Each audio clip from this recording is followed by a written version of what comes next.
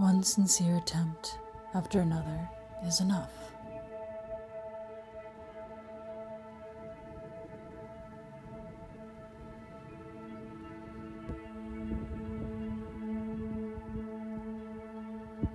Can we keep faith with this truth when doubts creep in left and right?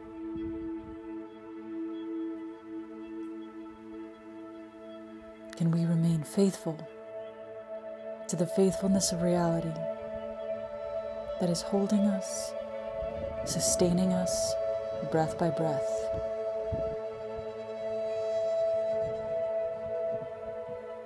Can we remain faithful when death and destruction make us question if all is truly well?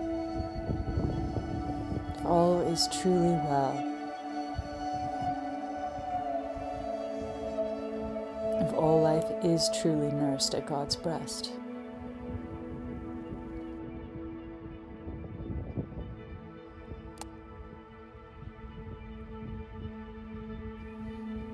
When it appears untrustworthy to let your heart be open wide to the brokenness,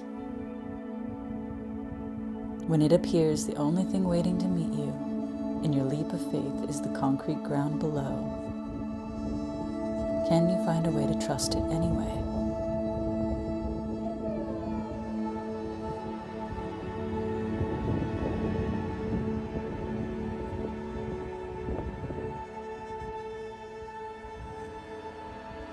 So much of our personal and collective transformation can only happen as layers of mistrust fall away. And what better way can life invite us into this process than by presenting us with countless opportunities to see where we have absolutely no faith and no trust. To see where we don't want to hand our whole lives over to God, only a part of our lives, and only the part we feel ready to give up, not the parts we are still afraid are too unlovable to reveal.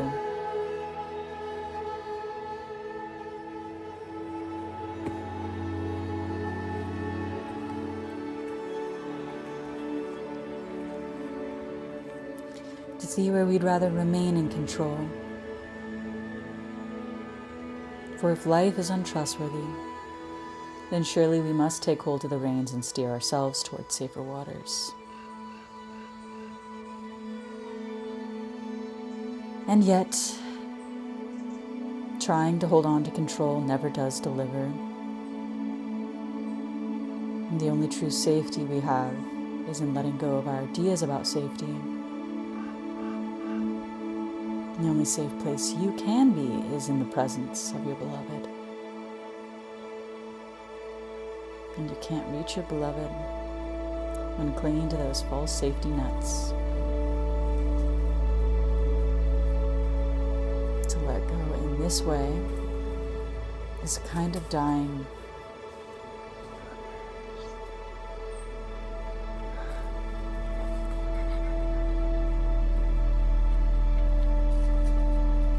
Really, truly live in the place where death isn't a problem, where there is nothing to hold on to, and we don't mind at all.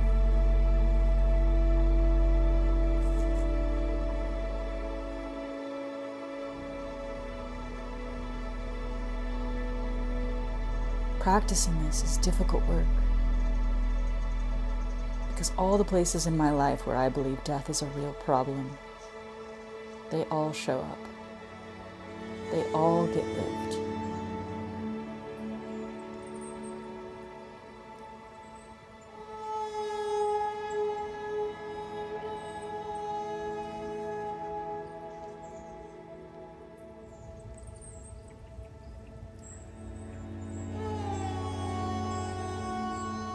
Death in the form of financial ruin, the falling apart of my body, relationships collapsing, inability to protect my child, the sudden loss of my beloved dog,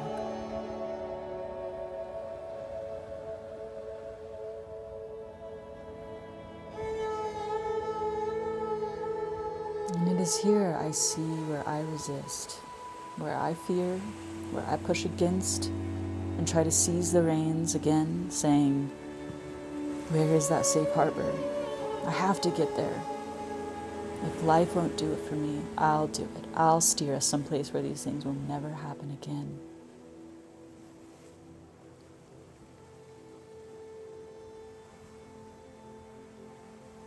I get to see that I am, in fact, still afraid of death.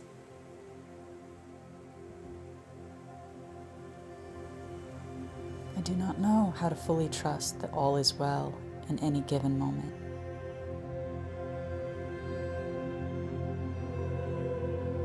I see how I haven't handed these places over to God, how I haven't trusted the moment enough to be present to it, as I'm still afraid. The moment will not bring me peace, but more pain.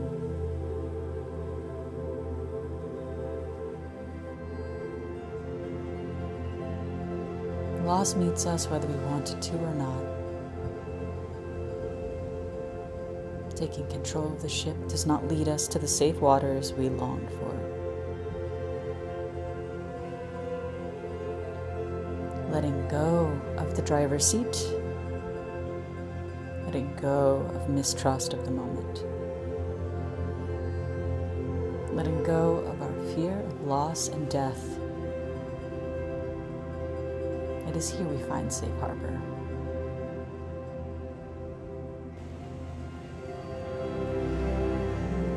Not in any place we expected, not in the way we wanted, but it is real safety, real trust, real faith.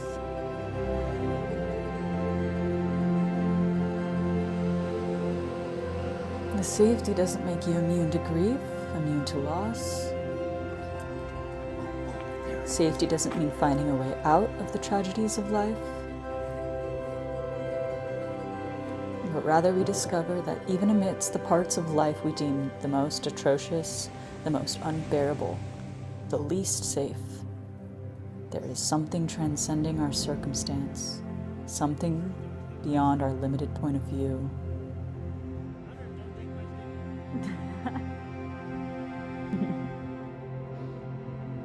Why are you trying to bug me?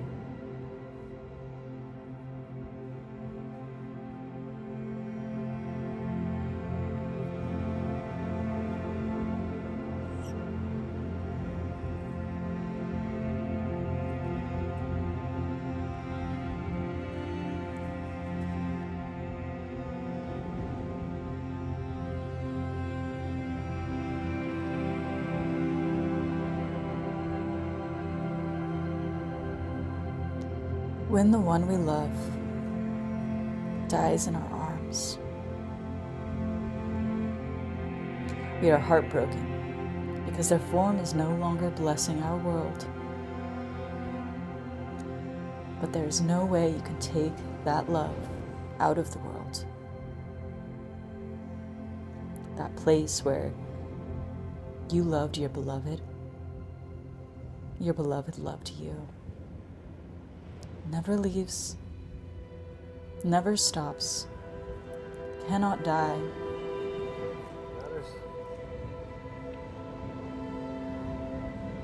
That place where you can finally let all your weight down,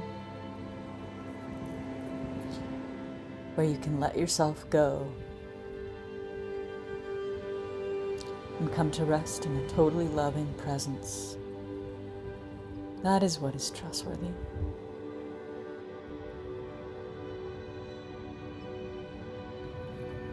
You're not immune from the falling apart, but you are safe in the midst of falling apart.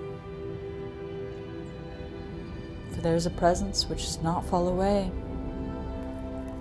which remains faithfully through and through all the changes of our lives. This deathless presence is our very beingness. And when we come to rest in it, all is truly well.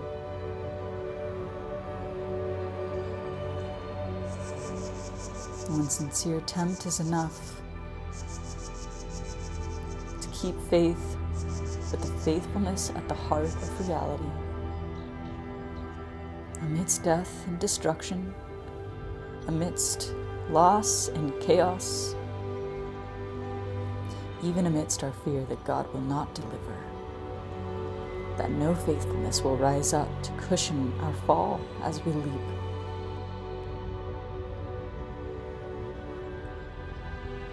Can we keep faith even here, even now?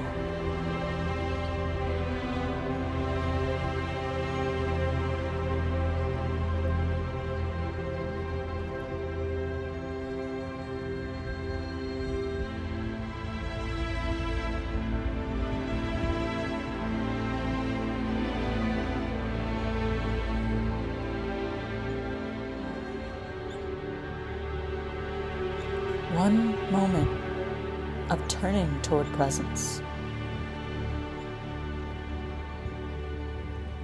One moment of coming to rest in the reality of a totally loving presence.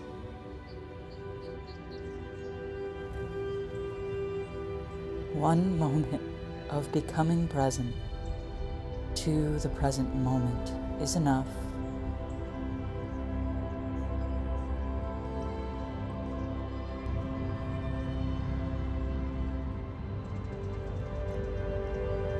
One sincere attempt opens the way,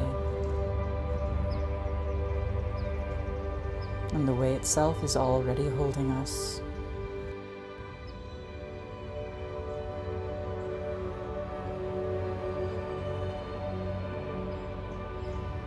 One sincere attempt, then another, and another. It is enough.